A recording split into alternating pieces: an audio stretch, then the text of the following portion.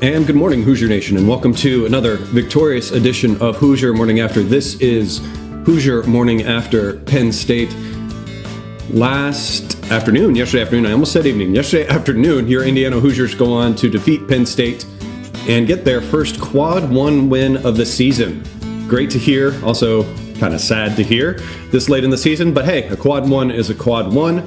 Taking our record right now to 12-3 on the season, 3-1 in Big Ten play. 77-71, the final score in that game. A hard-fought game in the very historic Palestra. News going into this game was that Malik would be out again, and kind of got made things nervous, but felt a little bit better about that after the Rutgers game. This lead would kind of go back and forth in the first half. Penn State having their way, getting downhill, and tried to give IU fits with their pressure D that they are known for. The game was tied going into half, but IU came out of the locker room on fire. That was such a momentum swing in this game, and probably really kind of what I wanted for IU, going on a 12-0 run off of 2 threes by McKenzie and a layup by him, and 2 layups, one by Rice and one by Ballo. IU would hold on to that lead and even brought it out as high as 16 at one point in the second half. But at about the 6-minute mark, the momentum started to feel a little wavery and shift to Penn State a little bit after they hit 2 3-pointers in a row after missing just about every 3 leading up to that. 2 IU turnovers at that point, too, would really kind of give them some juice as well. But Ballo continued to be kind of the steady person in this game, despite some foul trouble towards the end of the game.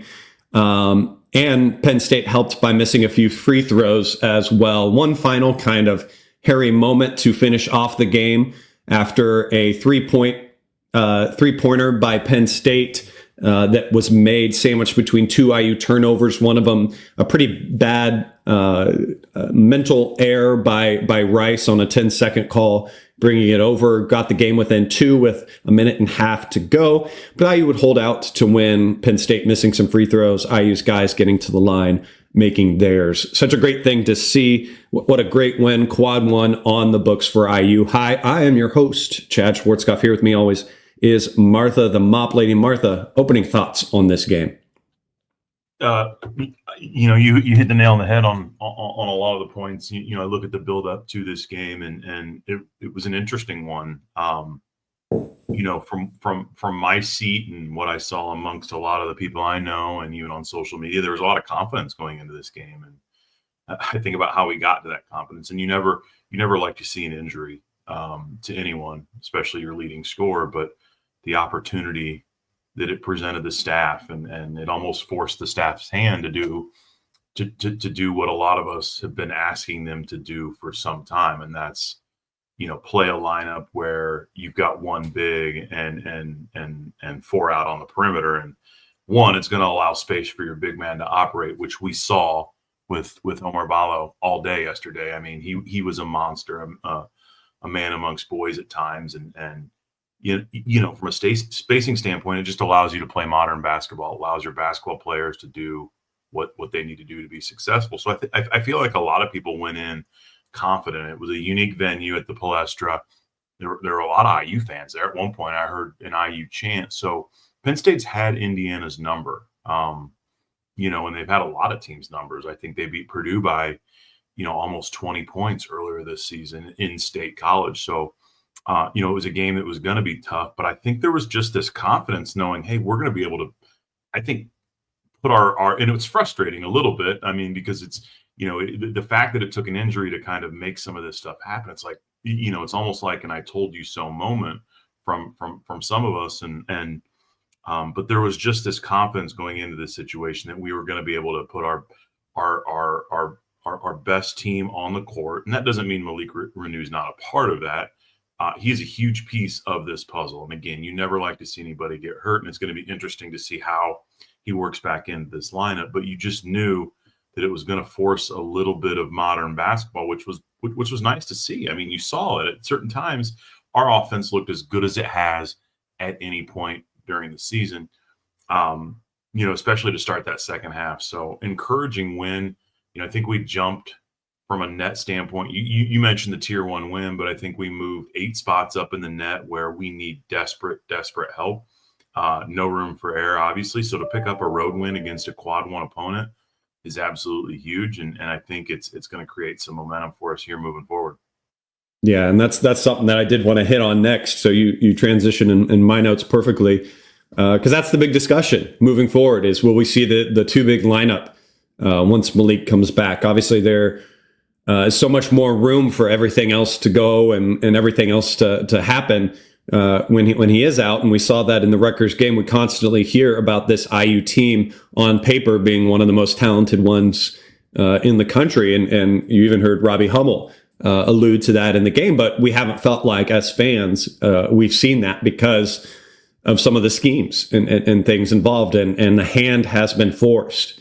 There were moments, as we've seen, with Mike Woodson teams where games will force his hand and finally show what we've been wanting to happen. And while Mike Woodson claims to be a big tape watching guy, like his idol Bobby Knight, will hopefully that'll win out. Hopefully tape will win over ego in this case, and he'll see in the tape how much better things are moving around and happening from that. Now, we've heard that Malik's injury is extended, that he'll be out for a good amount of time. We don't know exactly what that is, but that's kind of what we've heard. They've been very kind of shadowy with their comments on that.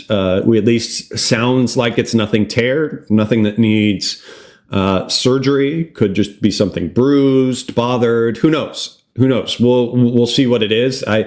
I don't remember seeing any crazy bracing on him. I don't know if you remember seeing any video. It didn't seem like he was hobbling around or anything too bad. So I don't know. We will see what will happen moving forward. But then again, that brings up a very interesting thing and a very interesting conundrum for the coaching staff to have to do and what you're going to have to deal with. Do you have to honor the 2 bigs that you have and the egos that you have with those 2 bigs and start them together and then quickly switch out to it?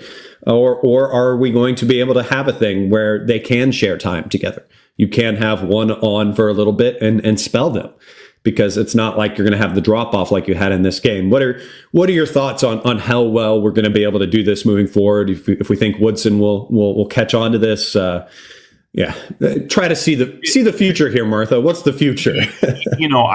I'm perplexed by some of the comments you see that like you can't just play one of them at a time. And my response is always, why? Why would you not field or put out your best lineup that you possibly can? It's like this. There's this preconceived notion that one of those guys cannot come off the bench, and I'm not. I don't understand the why behind that. I mean, I know the investment in Dybala and what he brings. Right, he's a 6-year guy that huge NIL deal to come here. So obviously, from an investment standpoint, it doesn't make sense to have him on the bench. I get that. Malik Renew, is a guy that's, the team's leading scorer. And I'm sure there's also the investment piece there. But I think you've got to put your best lineup on the court and start with that and run with that. And if that means bringing, for the betterment of the program, if that means bringing one of those guys off the bench, you have to do it. You can't lean on what is best for the individual player or what makes sense for the individual player. You've got to lean on what makes sense for the program. And if that's, I think it's pretty apparent to see that you need to start one of these guys. Are there times you can play both of them together? Sure. But you saw the difference, right? I mean, the offense looked as free flowing and as good as it has in spurts the entire season yesterday. And I think that's just due to spacing and all the things that lineup presents. But it's going to be interesting because there's just these preconceived notions, and it's going to be interesting to see how Mike Woodson handles those when he does come back. I think he's got the benefit of anytime you come back from a leg injury like that, and if it is extended, obviously you're not going to enter the lineup starting from day one. He'll have the opportunity to kind of play with it a little bit, but it's interesting because it's proving a lot of people's points. And whether that be that we should have rolled with a lineup or the fact that we've got a really stubborn head coach, I think it kind of proves both of those. But it's going to be interesting to see how it's managed moving forward. Yeah, and Greg saying in the chat, saying some of what we're all kind of thinking, although it kind of hurts to say and everything. Greg says if we play one big, it's more conducive to play Ballo because of defensive upside versus Malik. It just fits our biggest team need better. And yeah, I agree with that. And it's a tough thing to say because of what Malik can bring as well. But also, in a way, with being able to switch between the two of them, it really shifts things on how opponents have to play us. Because you can't drive and have Ballo there as a threat. I mean, Ballo soaks up a lot of our lack of on-ball defense with his presence down below. And but then when you switch off, you're putting in Malik, who's possibly more athletic and is going to be able to do a few more maybe interesting things on offense that maybe Ballo's not able to do, and can carve up, can beat your big off the dribble. So it's interesting being able to switch them back and forth like that, because I think it does obviously change the dynamic of this team to a degree. It's not like one big in for the other, and they're both very similar. But yeah, it's interesting. But I think at least focusing and bringing it back to this game, Ballo had an amazing game. I was a little concerned with how tired he might be going into this game, playing as many minutes as he did in the Rutgers game, and then shouldered 32 minutes in this game as well. But he was a beast. He was a beast in there. Leading scorer for IU at 25, 9 for 15 from the field. And impressive for him, 7 for 11 from the free throws, 13 rebounds, 3 assists. Did a great job in this game, I think, passing out and finding shooters and everything. I think, again, I'm always a little bullish on Malik getting a little too basket focused and blinders when he gets the ball down below, but did a good job once Penn State was sending those taggers or doubles to it. And then just, again, I think his motor was there. We will see as this Malik injury goes on, if his motor does become an issue, if he does look a little tired in the legs, but hopefully he can recover and get up and ready. But again, thought he was fantastic. Whatever situation, whatever happened, if we need to, as Uparazzi was saying on Twitter, open another tab for him in upstairs pub to get him going or whatever. But this turnaround for him at this point of the season has been fantastic, and it's led to a lot of good things that have spilled over to the rest of your team. Your thoughts on at least Ballo in this game? Yeah, he's been a monster. I think, even coming off the bench last game and carried it over to this game, I think he just provides, when he's on the court by himself, just provides a presence that makes it opens up things for everybody. And I think it allows you look at the way the 3-point shooting rebounded against Rutgers, and then it started off certainly slow against Penn State. I think at one point we were 2 for 12 or something like that, but certainly cranked it up a little bit in the second half. I think he just opens things up for everybody else. He's such a presence down low, both offensively and defensively, that he kind of creates your number one option. And then you've got all that talent around him. I mean, you saw, I think beneficiary number one was Mgbako yesterday. And, he was huge, obviously, to open the second half. But Ballo just opens up so many opportunities for the rest of the team, because he's a guy that you get the ball down low and I'm not sure what his shooting percentage is, but the way he can dominate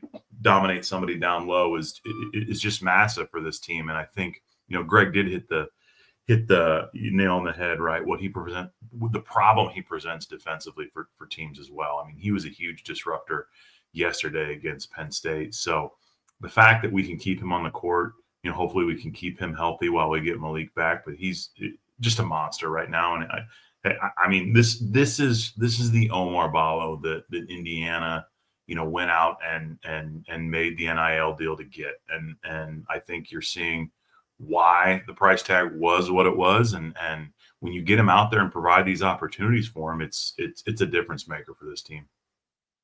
Yeah. And what it opens up and what it's made for the guards as well of IU. I think I want to kind of talk about a little bit about Miles and Trey Galloway together. I thought they did a great job going into this game. The thing that made a lot of us nervous was this great attacking defense of Penn State. It was really kind of something that killed IU last year in the 2 losses that we had against them. They were really pressured IU for high turnovers. I don't have the stat in front of me, but they force a high number of turnovers every game against opponents and everything. Just holding IU to 14 in this game, which is actually feels like it's high, but it's actually a pretty good number against them. But Miles and Trey, personally or specifically, did a great job attacking that pressure. When Penn State came with the full court press, those two were able to get the ball through that press, find the guys in the corners. Honorable mention, I think Goody as well was great at that point. He's got such great decision making skills, being the guy that would come up at the half court line and be that distributor and then pass it off, find shooters and everything. So that was really great to see. They did really good job getting down into the paint as well and finding their own baskets as well. While the stats don't light up for at least Trey Galloway, he finished with 8 points, 3 for 6 from the field, 1 for 4 from 3, and 1 for 2 from the charity stripe. Where he kind of excelled is where you see is in the assists. He led the team in 6 assists, just 2 turnovers for him in 34 minutes of play. So he was really that calming hand, that senior leader as well. And then you had Miles Rice, not far behind him, with or ahead of him, with 9 points on 2 for 9 shooting, 1 for 2 from 3, made all of his 4 free throws, 4 assists from him. So kind of mirror games from each of them, but both were good and aggressive at attacking that press. Something, like I said, that didn't happen last year, but some great leadership from the ball handlers from IU. Your thoughts on those two guys? Yeah, I thought they were fine. I thought Trey was kind of his typical Trey self. I still think Miles Rice is a guy that can provide us a little bit more offensively, but as a point guard, I thought he did fine. Well, I thought he did fine as well. I mean, when you look at the games that McKenzie and Omar had, I think he did great. I would like to see that maybe that assist number a little bit higher out of our point guard. I mean, got Trey with 6 and Miles with 4, I believe. So you'd love to see that number a little bit higher if you're not going to provide from a scoring standpoint, at least be a distributor. But again, I thought it was a little bit of a quiet 9 from Miles. I think he can provide us a little bit more offensively, but it's hard to nitpick when you go get a Big Ten road win. So certainly I think they probably maybe were focusing on him a little bit, knowing the game he had last week. I think he had a great game against Rutgers. So, I think he'll bounce back this week. I think we've got USC on Wednesday. Again, we talked early on about him potentially being an all Big Ten guy. He's been a little bit inconsistent, so you'd like to see him clean a little bit of it up and provide us a little bit more consistency on the offensive end. But overall, I thought it was a fine effort from both of those guys. Yeah, pretty good game as well from our forwards. We have having that great start to the second half with those quick 8 points in about 90 seconds in the first half. But he finishes with 20 points off of 7 for 13 shooting, 4 for 8 from 3. Really struggled to find it in the first half, but really got hot in the second half from 3. 2 for 2 from the line, 4 rebounds. Those rebounds were really good. 2 assists from him as well. Feel like he's been more engaged recently too, and crashing the board and getting for those rebounds. And then Goody as well, 12 points for him, 4 for 7 shooting, 3 for 5 from 3. Again, great clip, great to have your 2 shooters over 50% or right around in this game. Goody made both of his 3 throws, no assist for him, which is kind of shocking. Felt like he maybe had 1 assist or so, but 7 rebounds from him is great to see as well. He's been very active on the glass as well in 25 minutes. Finished with the top plus minus for IU, Luke Goody at 17. So really good games from the 2 forwards. Those have kind of been the positions that have been lacking starting the season. McKenzie was kind of the one where his defense was overshadowing his lack of offense. And now we've kind of found its water there. We've got a lot less mishaps, I feel like, especially in this game. On the defensive end, yes, guys are still getting him to a degree, but that's about everyone up and down IU's roster. But his offense has come back on, overshadow that, like I said. And Luke Goody's finding those shots going down. We're finding him more in rhythm. He's loving those fast break threes have been great coming from him. and he's staying engaged and being that leader on the court that we need. So love what we're getting from them now compared to what we've had in the past. Your thoughts on our forwards? Yeah, I think they're kind of finding their niche a little bit. They're almost like a yin and a yang. What Luke Goody gives us from a leadership and a vocal standpoint, sometimes you'll see him go through those shooting slumps.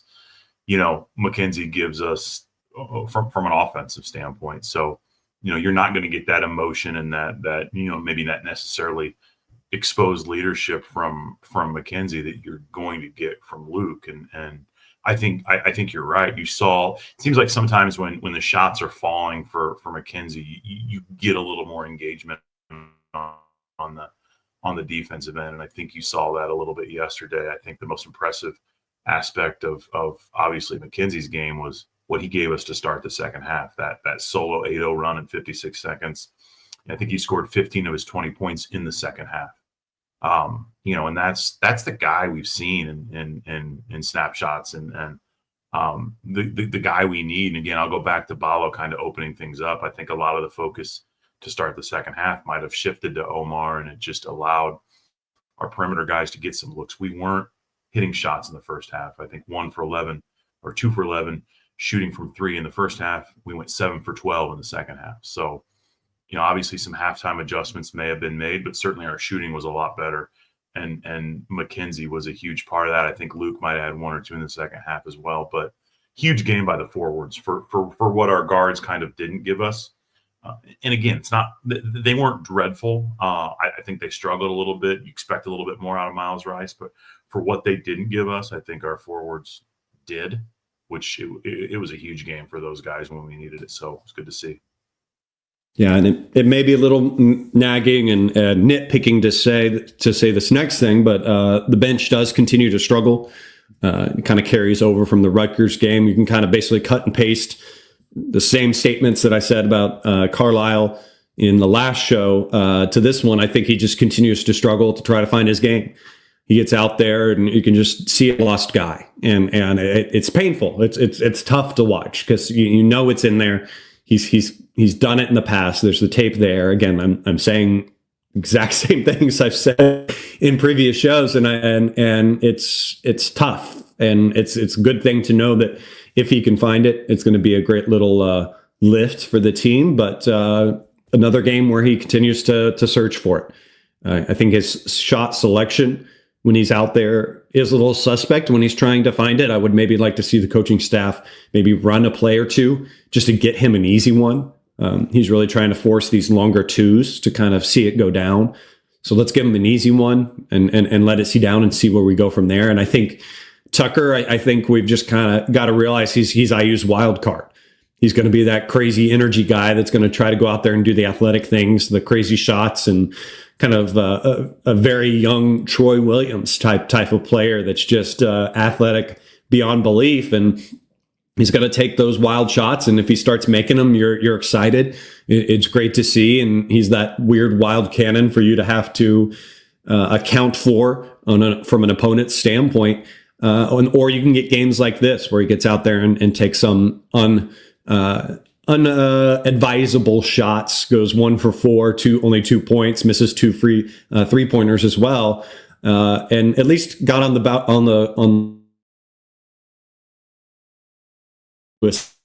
but didn't really supply anything too crazy. And as was pointed out in the chat by Greg again, that the bench was just kind of there to spell some of the starters and guys right before media timeouts. And that's all we could really count for in this. And I think Hatton as well, kind of button that up with Hatton as did okay spelling Ballo, but obviously in games like this with a faster, more athletic team, it kind of shows his hand of it's just there for place markers until we can get one of our other big guys in there. Your kind of thoughts on these struggles that continue from the bench? Yeah, quite honestly, it's a bit of a concern. When we've lost 2 guys in Malik Renew and Gabe Cupps, all of a sudden, and you've got guys that in Tucker and Carlisle that, Carlisle obviously is really, really struggling right now. Bryson Tucker is way too inconsistent, I think, to rely on he's going to find it at times, but at times he's going to look like a freshman. We've talked about that, and it seems like as of late he's looking a little bit more inconsistent than he is consistent. So all of a sudden your bench goes from a bit of what started the season as potentially a strength to a lot of question marks. I think when you get to this point of the season, when you've got a guy like Cannon Carlisle trying to figure it all out on the court, you don't have that luxury to allow him to do so, especially with my biggest frustration and I think struggle is, when we go to, and historically they've been a little bit like a line change style substitution, but right now you can kind of predict that both Tucker and Carlisle are going to enter the game at the same time. I don't think Indiana can do that. I think that having both of those guys on the court at the same time right now is a huge liability for Indiana. And I think Carlisle specifically, he's, I don't know if he's in his head a bit, but just, some of the decision making, some of the shots, he might be figuring it out, but, I don't think Indiana has the luxury to allow him to figure it out while you're in the midst of a Big Ten road game. So it's going to be interesting to see how that, hopefully he can shake that a little bit. He's a guy that obviously had a lot of success last year at Stanford, average double figures. And so that guy's in there somewhere to your point a little bit. We need to be able to find that, but that's got to shorten up and tighten up a little bit. I think it's just a real struggle to have both those guys on the court at the same time. Especially in the second half where we built that lead and then it started, you could kind of feel it start to crumble a little bit. And I think it shortened up a little bit. The leash wasn't quite as long, but, as we move forward, obviously the number one hope is that Carlisle can figure it out, right? He can be that guy that can come in and give us an option offensively and be that guy that scored double figures at Stanford. So, that's my biggest concern. I think Anthony Leal is Anthony Leal. He's going to be steady. He didn't give us a whole lot yesterday, 1 point in 17 minutes. So not huge, but he's going to be a guy that comes in and is going to be smart on the court, right? But outside of that, you look at the bench right now, and until Malik comes back, obviously Gabe's done for the year. It's a bit of a concern.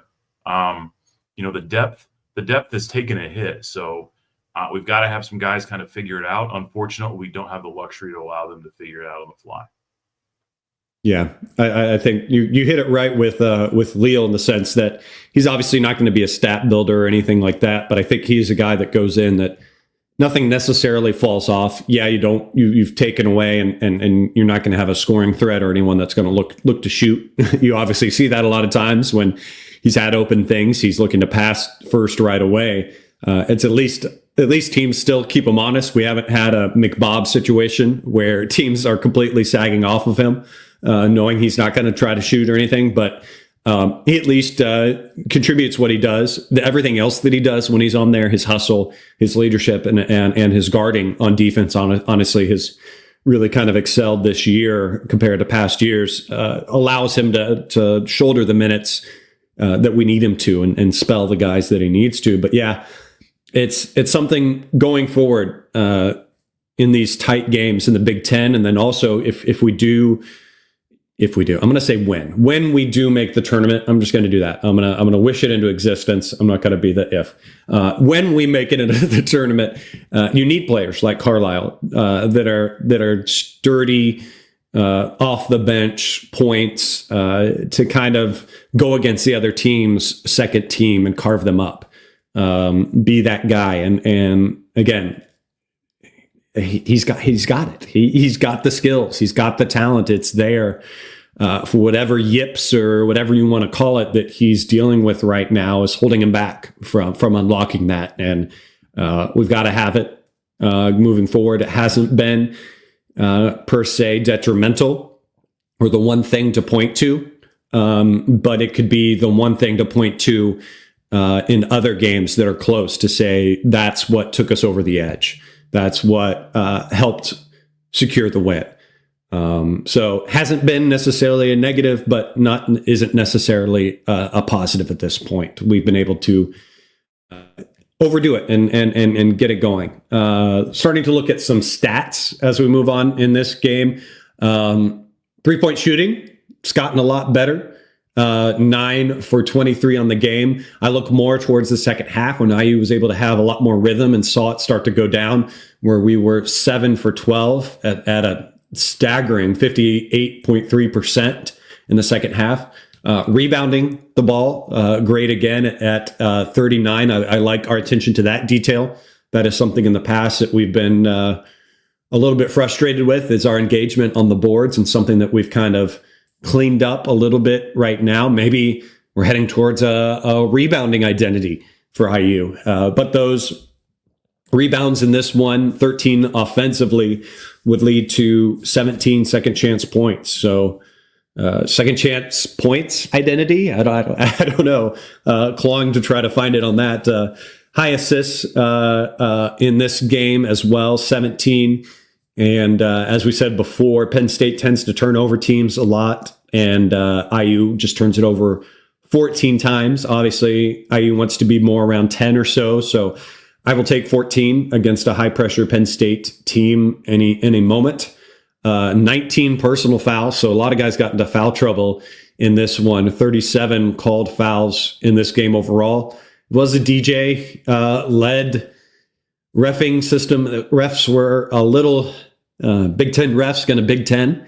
And I'm not even saying that just from an IU standpoint. It was kind of all around some very interesting calls in this one, especially Ballo not getting the Zach Edey treatment in this one, with getting called for being too tall and having elbows. That was a weird move where Edey did that 1,000 times. You figured Big Ten officials would have been broken in on not calling that a foul after Edey all year. But again, like I said, 39 rebounds off the 17 second chance points. The 3-point shooting looked good. Your thoughts? Any stats that I talked about, or any other stats that stood out to you?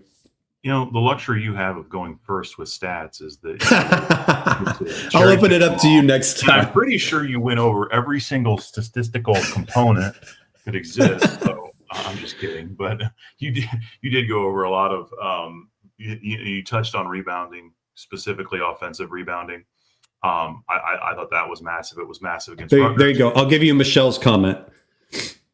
Yeah, turnovers, right? I think taking care of the basketball was huge, especially down the stretch. And I think to piggyback off of Michelle's comment on turnovers, you know, as things were kind of getting tight down the stretch, we did a great job at the free throw line. Miles Rice stepped up and made some.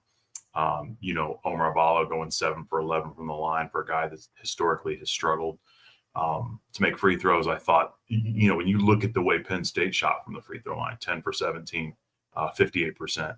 You know, so rebounding and free throws that for you know, and turnovers, to Michelle's point, where, you know, you're in an environment, we'll call it a road environment. It was more of a neutral side environment, but historically Indiana's struggled under Mike Woodson at neutral sites and on the road, obviously. So to go and kind of win those three statistical components, I think was big for Indiana. And then obviously the other stat is the quad one stat that the win gives us, right? And you know, it's I don't think any of us thought here that we would be sitting here on January 6th and a win against Penn State would be the highlight of our resume right now. But the flip side of that too is we're 12-3 and 3-1 in the Big Ten.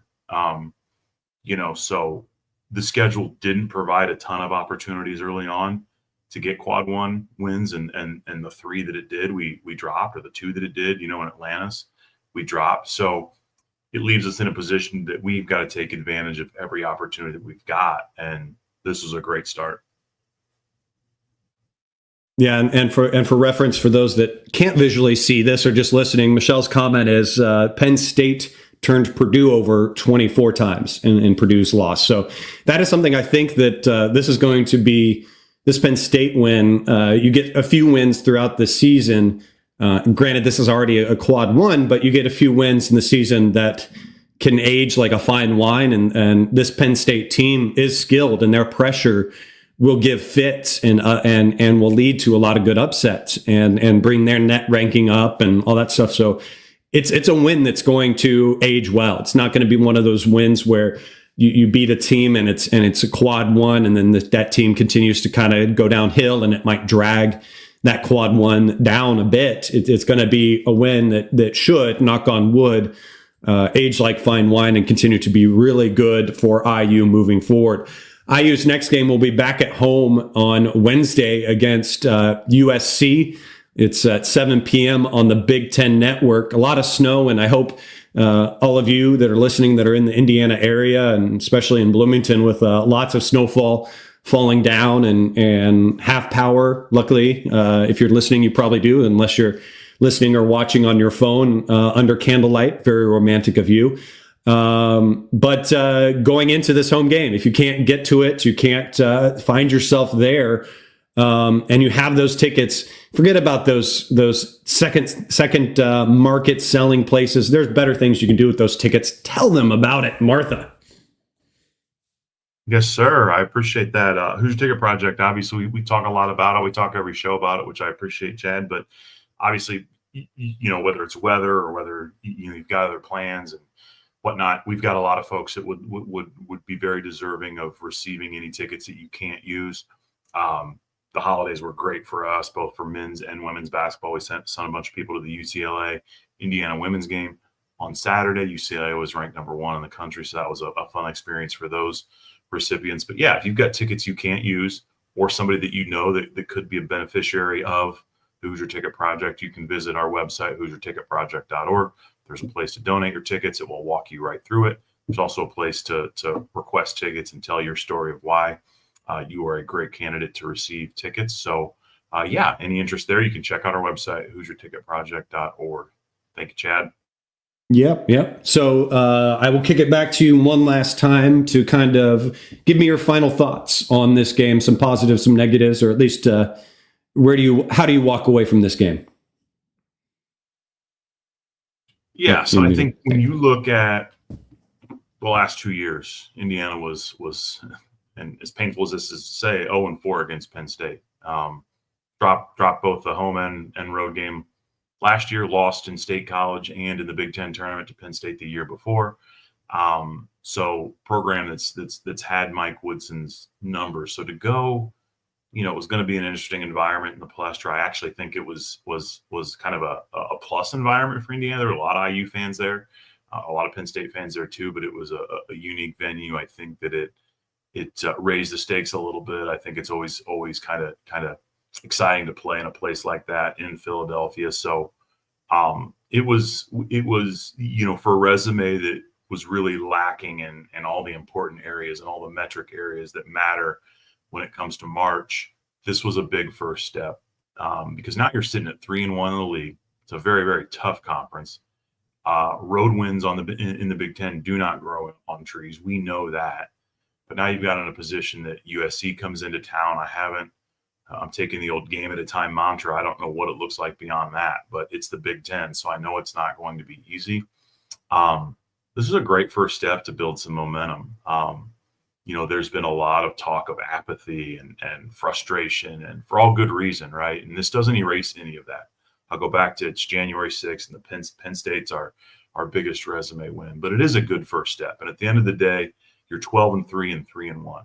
That's I think if somebody tells you that to start the year, this is where you're sitting at this point, and you don't know the why or the how or what took place to get there, I think you probably take it, right? Because it looks really, really good on paper. Now you just have to add some substance to it, and Indiana has a chance to do that down the road here in the Big Ten and end up with a really, really good record.